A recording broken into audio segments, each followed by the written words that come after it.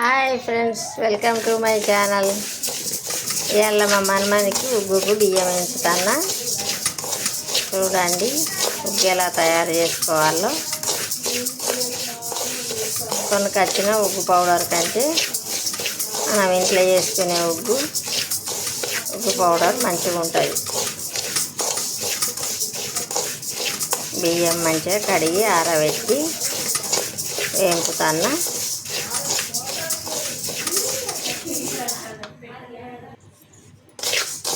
వేగినాయండి దొరగా.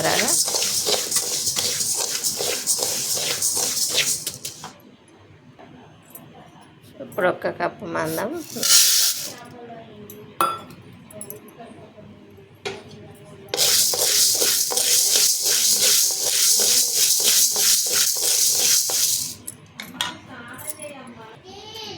ఇప్పుడు 1 కప్పు కందిపప్పు అండి.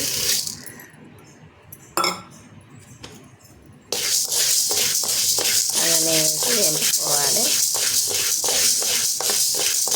పెసర్ల పప్పు లేదండి. పెసర్ల పప్పు వేయాలి కానీ పెసర్లు లేవు. పెసర్లు కొనుక రావాలి, వేయించి ఇసిరి పప్పు తయారు చేయాలి, కలపాలి. ఈసారికి పెసర్ల పప్పు వేస్తలేను. వేగినాయండి. ఇప్పుడు స్టవ్ ఆఫ్ చేసి